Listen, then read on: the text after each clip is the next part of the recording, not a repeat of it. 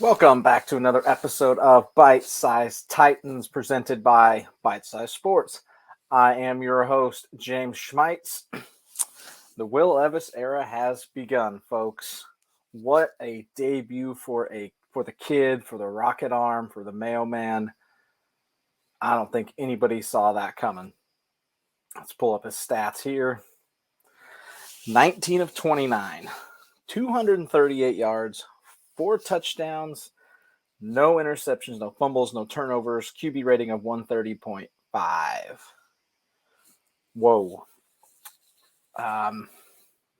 Lot to dissect there. He was unbelievable in his debut. 3 touchdowns to D-Hop. D-Hop came alive. 47-yarder, 16-yarder, 61-yarder. And then for good measure, he threw a 33-yarder to Nick Westbrook-Akina in the third or late in the fourth quarter. Didn't ice the game, but put him up 12 and made it pretty tough for the Falcons to come back. Just an unbelievable start for him. He absolutely has a rocket arm. He has a cannon. He saw it on display. He can flick that ball 50 yards with his wrist. His final touchdown pass to Nick Westbrook-Akina, he's going right, plants, turns, there's pressure, and he just launches it to the back of the end zone, hits him in stride. Just an absolutely unbelievable day for him, debut. I said it before I tweeted out that I thought the successful day for him would have been pocket presence, pocket awareness, not taking sacks when he didn't need to. Our offensive line struggled, so not taking unnecessary sacks, getting the ball out quick, not turning it over would be key. I didn't even expect a touchdown pass the way our offense has been. He did all that and then some. Just can't say enough about how great his debut was. And you got a short week here. He's going to start this week against Pittsburgh. Tannehill I don't think he's officially out as of Wednesday or as of Tuesday, but it does not look like he's going to play. He hasn't practiced yet this week, so I doubt he plays.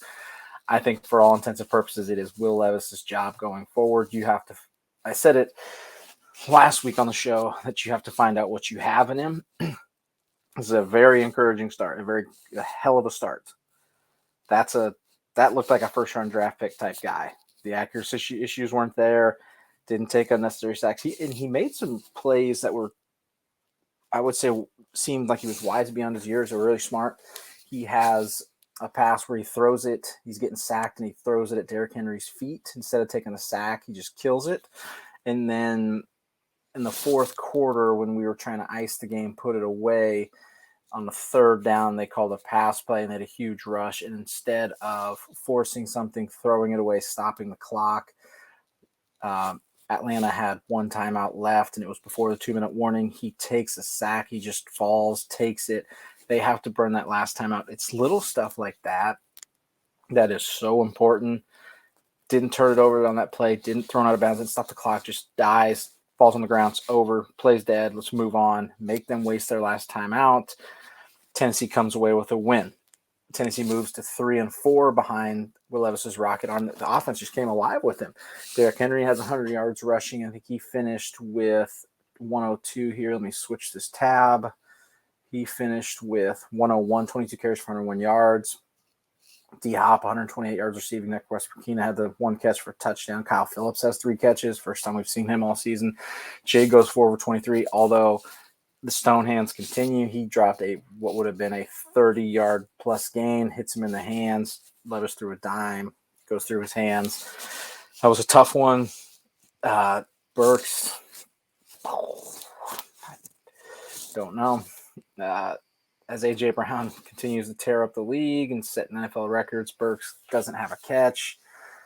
There was one really long pass that he couldn't haul in. Levis let him a little too far out of bounds. It wasn't his fault. It was just a little too far. But the second-year guys are quite disappointing still, and all the predictions of breakout seasons have not come true yet. But we're not going to dwell on that today. We're going to talk about how the offense scored 28 points for the first time in 2 years. I think since the 2 seasons ago, the last game of the season against the Texans, I believe, was the last time we scored 28. Haven't seen a quarterback throw 4 touchdowns in a long time. Back in that season as well, I believe. With his rookie debut, Will Levis is one of 2 quarterbacks to ever throw 4 touchdowns in his debut. One of them, Marcus Mariota. And the other one, I can't remember exactly who it was, but I think it might have been I don't know if it's Fran Tarkenton or not, but just unbelievable start for the kid. And moving forward, if he can be it, if he can be, I've been hashtagging the franchise, hashtagging the savior, but if he can be the guy going forward, it changes so much for this franchise. We have $110 million in cap this offseason, roughly, with the Kevin Byard trade. If you have your franchise quarterback and you don't have to worry about going and getting him, you can spend in the positions you need. You don't have to worry about drafting QB, and you can spend there. We need offensive line help. We need receiver help. We need cornerback help. There's major issues all over the place, but if you have the guy on a rookie contract in the building, and this is it, and Levis is the guy, it changes everything. You can use that first-round draft pick on whatever you see fit, wherever you fall. I still think Tennessee finishes top 15 in draft picks. We moved to 3 and 4. Still haven't won a road game. For me, this doesn't change a ton going forward. Other than I do think we're going to beat Pittsburgh on Thursday. I just don't think they're going to be able to keep up with that offense if Tennessee does that again. Especially Pittsburgh's got Minkah Fitzpatrick is out for that game, so they're missing a huge defender. But it lets you take the best available player at a position of need for the draft, whether that's corner, whether it's another offensive lineman. Skronsky was great this weekend. You got an anchor there, but you got pieces everywhere you need to fix. Is it a receiver? Is it something else? Who knows? But with the QB in place and not having to worry about getting one of them, it changes. It's a game changer. It changes everything for the future of this franchise.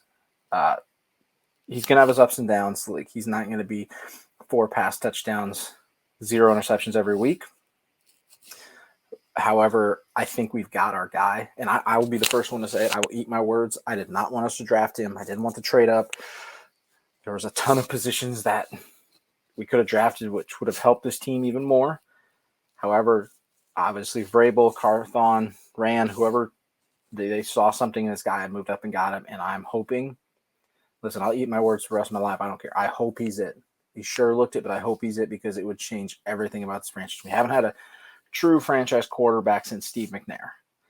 We had great years with Tannehill, but a true game-changing franchise guy for, you're talking 10 years, we haven't had one since him. And good for Tannehill. He was on the sidelines cheering and being happy for him, man. Like, great teammate. Love it. I love Tannehill. I'm very outspoken about my love for him, how much he's meant for this franchise, what he's brought us. It was awesome to see him react the way he did on this weekend for Will Levis. So kudos to Will Levis. Great game, great stats, awesome win for Tennessee, one that I really didn't expect. But just great debut. Hopefully we can keep it rolling this Thursday with him. I've mentioned a few other things about this game.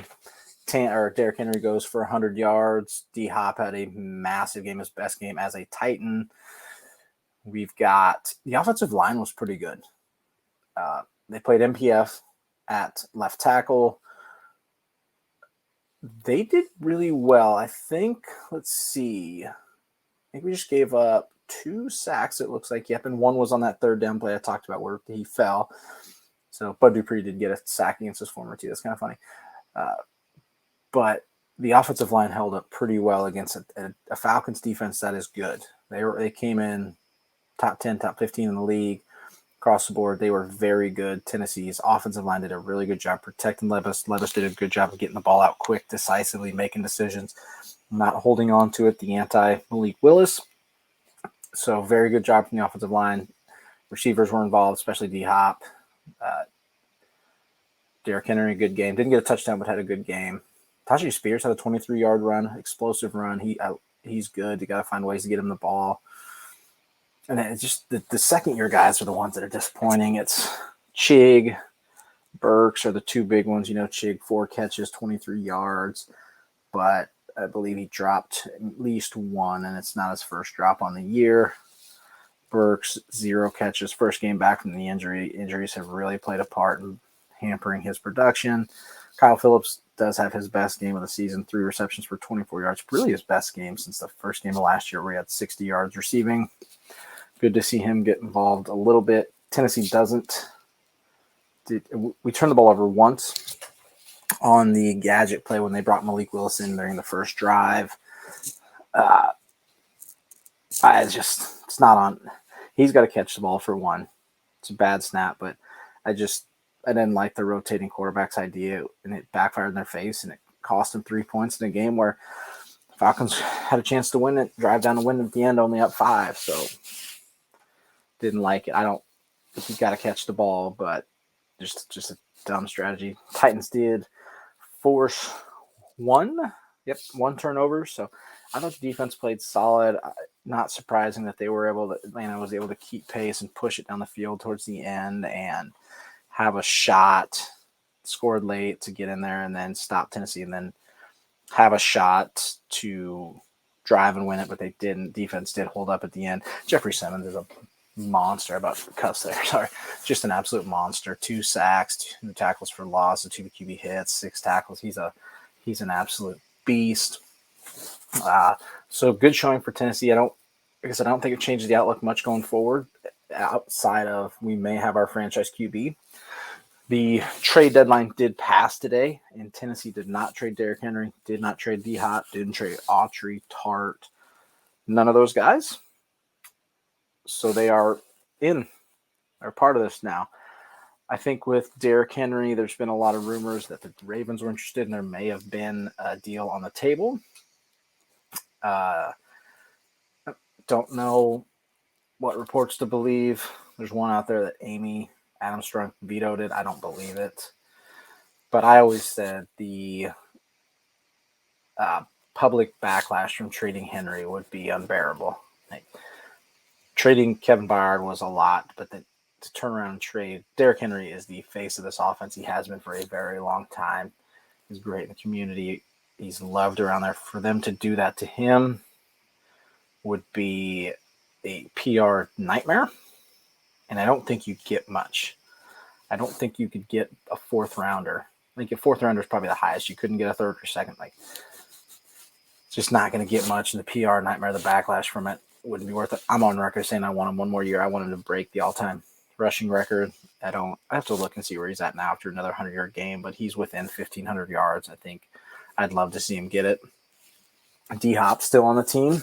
Obviously proved he's got a lot left. I saw conflicting reports. I saw some people say they thought he would be traded because he showed he still had it, and then others saying there's no way Tennessee's going to trade him away now after that game. So glad he's still around, still a part of it. Him and Levis have an awesome connection this weekend. I expect it to keep going.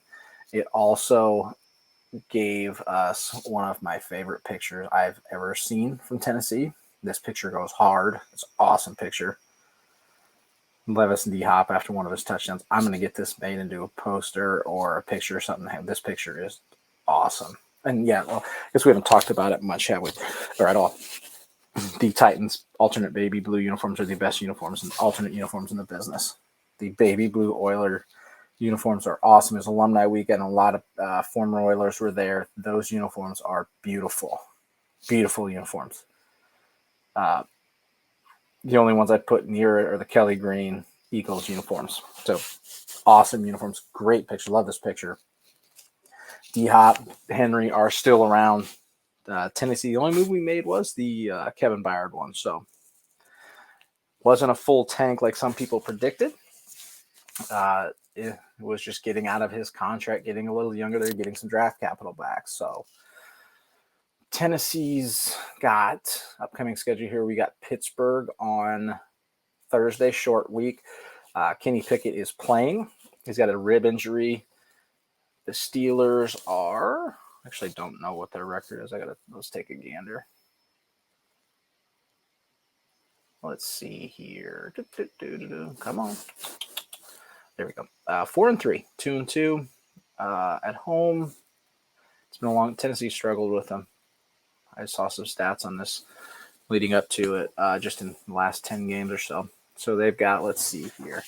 They are coming off a 2010 loss to Jacksonville. Kenny Pickett was knocked out of that game, I believe. Beat the Rams, beat the Ravens. So that's a weird in Division I, I guess. Lost to Houston 30-6, beat the Raiders. So offensively, their offense is worse than Tennessee's. That's fun.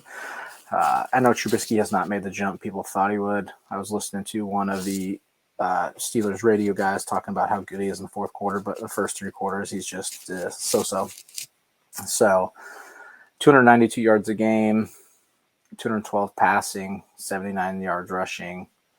Defense is allowing 400 yards a game, 264 through the air, 137 on the ground. That bodes well for Tennessee. Minkah Fitzpatrick is out. I talked about that. Their stellar safety. Kenny Pickett said today he is going to play.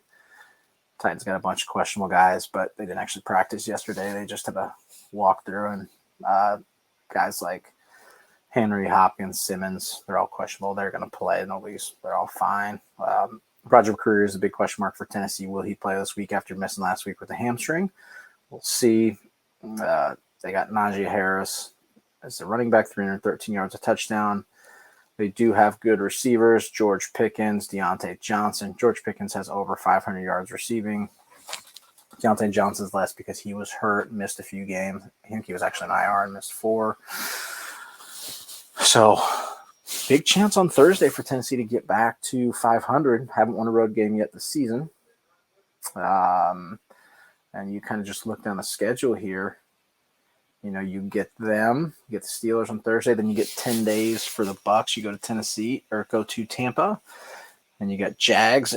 You go travel there, big divisional game, and you come down Panthers, who have been great, rookie quarterback Colts, who did beat Tennessee and Indy, and you get the Dolphins, Texans, Seahawks. So Tennessee's got a relatively, it's a big bug.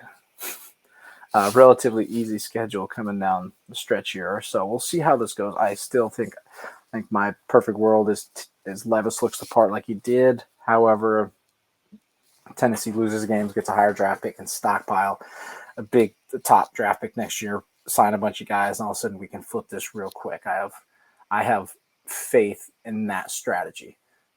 That is a monster bug that I'm going to have to get here in a little bit. That's just crawling around on the ceiling, trying to avoid the cold weather outside. So obviously, thank you guys for listening. This is Bite Size Titans presented by Bite Size Sports. I'm going to pull up the Savior one more time here as I give my outro. You can catch me probably going to be once a week here on this show. Here on out, I just don't have a ton of time and can't get it done twice a week. Catch me every Wednesday talking nerds, Star Wars stuff with Kev and John on Han Shot First, 9 o'clock on our sister channel dDweeb. You can also catch me every Thursday talking The Bounce, talking NBA with Kev and Keebler. And then catch all our other shows too. We've got live shows almost every day of the week. We got Necessary Roughness tonight. I say tonight, it's Tuesday night. This will probably come out after that. You've got Trevor and Dan's Fantasy Podcast. You got The Bounce.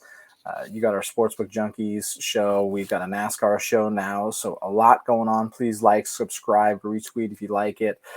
Thank you guys for listening. The Savior has arrived. Mayo Man, Will Levis. Put mayo in your coffee, folks. He is our boy. He is the guy. So, again, thank you guys for listening.